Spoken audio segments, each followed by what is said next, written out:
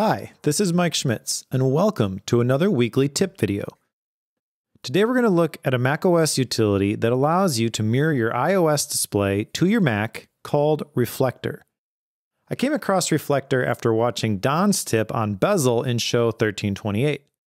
I loved the look of bezel and how it added an iPhone frame around the screen on your desktop, but when I started having trouble with my Lightning port, I needed to find something that could work without connecting my phone to my Mac with a cable.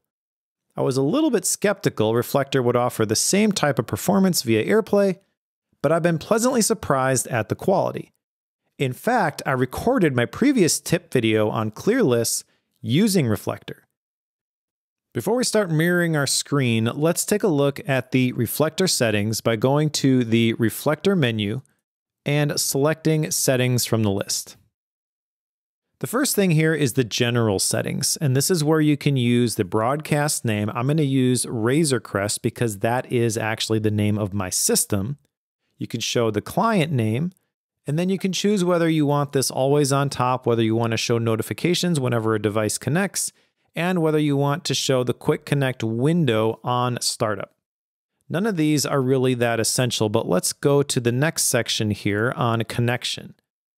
And here you can choose the quality of the resolution that's being used when mirroring your display.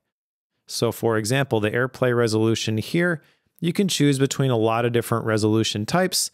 I like to use the 1080p option, the recommended one. This is high enough quality for most use cases. You can go higher, you can go lower if you want, but this is a good enough option for me.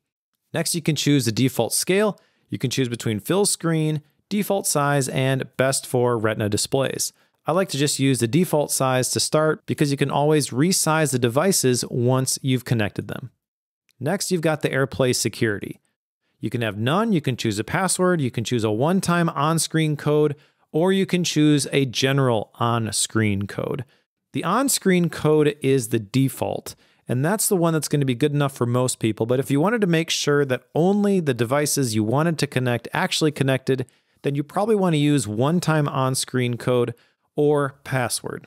We'll leave that as on-screen code, and then on connection, you can choose between connect and show devices, connect and hide devices, or prompt to approve. I'm going to leave this on connect and show device, but if you're using this in a classroom setting, you probably want a prompt to approve the screen sharing before it actually just appears on your display. Next, you can check to display full screen. I'm going to leave that off, and then show frame automatically or turn off the frame altogether. I like to use the frames when I'm mirroring my devices, so I'm going to leave this as automatically. And then the full screen background can either be a specific color or you can just use your desktop background. That's basically all we really need to do here. Under the recording options, you can choose what kind of recording mode is being used if you were going to record your screen using Reflector 4. So you can use the best for the App Store, best for single devices, or all connected devices. I'm going to leave this as best for single device, the recording background, the recording quality, and the recording frames per second, anywhere from 15 to 60. I'm just going to leave this at 30. Then there are options here for director and for student. These are separate apps that you can use in the classroom. I'm going to leave those alone for now.